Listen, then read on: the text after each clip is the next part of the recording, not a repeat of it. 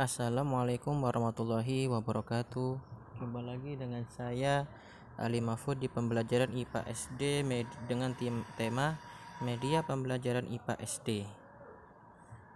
Baik, langsung saja kita masuki pembelajaran. Media pembelajaran IPA SD merupakan segala sesuatu yang sangat dibutuhkan oleh guru IPA untuk membantu siswa dalam memahami suatu konsep saat belajar IPA, terutama media yang dapat dioperasionalkan sendiri oleh siswa. Sebagai alat bantu, keefisienan dalam penggunaan media itu sendiri sangat tergantung pada kemampuan guru dalam menggunakan dan memfasilitasi media itu sendiri.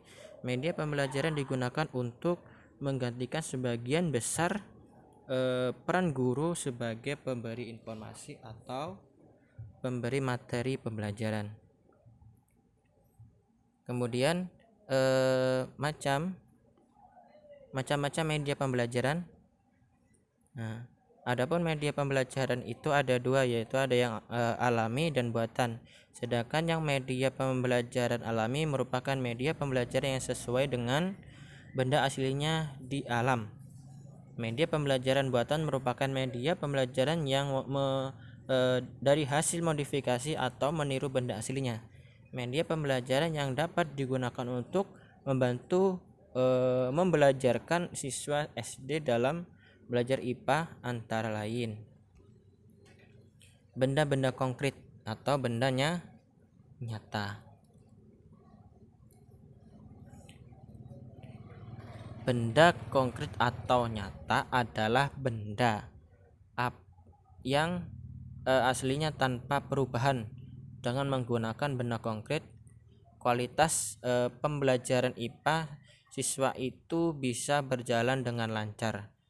Seperti contohnya itu media pembelajaran konkret adalah rangkaian listrik ini. Nah, seperti yang digambar ini. Ini ya. Ini benda nyata. Di sini siswa bisa banyak belajar tentang energi panas yang dihasilkan oleh listrik dan perubahan-perubahan lainnya ya, dan fungsi-fungsinya. Kemudian makhluk hidup. Nah, ini di sini siswa SD dapat belajar tentang makhluk hidup dan tumbuh-tumbuhan ya. Kemudian ada pesawat sederhana yang membantu dalam keseharian kita, seperti tuas pengguna kit ini, tuas kayak di ayunan ya, seperti jungkat-jungkit. Kemudian katrol yang pada zaman dulu digunakan di dalam sumur, bidang miring ini untuk memudahkan menurunkan benda, dan roda berporos. Nah, ini yang kita dapati pada kendaraan-kendaraan bermotor maupun kendaraan kayu ya. Kemudian macam-macam media pembelajaran yang lainnya adalah lingkungan alam kita sendiri. Nah, untuk mengenalkan lingkungan alam, siswa dibawa ke tempat mana objek yang akan dipelajari ya, benda hidup ataupun benda mati. Metode pembelajaran ini dapat juga disebut itu seperti karya wisata ya. Misalkan anak-anak kita bawa ke suatu kebun binatang, ke kebun-kebun atau ke pertanian ya, atau bisa juga kita bikin sendiri di belakang kelas. Kemudian ada kit IPA. Nah, kit IPA ini sungguh tidak asing lagi bagi kita ya, yang mana ini sering didapati di laboratorium atau di lab IPA di sekolah dasar ataupun sekolah-sekolah tinggi lainnya. Seperti inilah kit IPA. Nah, ini itu kit IPA yang warna merah itu kotak ya, tasnya yang itu ada di dalamnya itu yang ini yang ada di luar ini. Nah, itu di dalamnya yang dikeluarkan ini ada yang di dalam kit IPA. Itu ada gelas labu ya. Kemudian ada tabung reaksi seperti ini, tidak asing lagi ya bagi kita.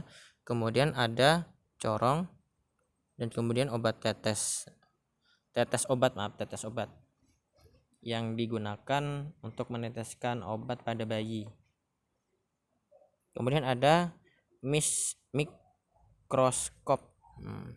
Mikroskop ini juga dapat kita jumpai di laboratorium dan di sekolah-sekolah dasar ya. Fungsinya pun ini di sekolah dasar kita ajarkan tentang fungsi dari mikroskop sendiri, yaitu untuk mengamati objek yang tidak teramati oleh mata telanjang ya. Mikroskop bisa untuk melihat sel-sel yang kecil, tumbuh-tumbuhan maupun hewan ya. Seperti inilah gambar bendanya. Kemudian lanjut lagi,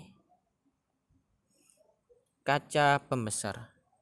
Kaca pembesar ini sama seperti mikroskop, tapi ranjangnya lebih kecil ya, karena cuma bisa melihat ke yang seperti orang pakai kacamata pada umumnya, minus itu ya. Karena kacamata pembesar ini dulunya digunakan untuk orang yang sulit membaca atau matanya itu sudah bermasalah. Nah ini ya kaca pembesar. Mungkin itu saja yang dapat saya sampaikan. Apabila ada salah kata atau dalam penyampaiannya kurang memuaskan atau kurang maksimal, saya pribadi mohon maaf. Assalamualaikum warahmatullahi wabarakatuh.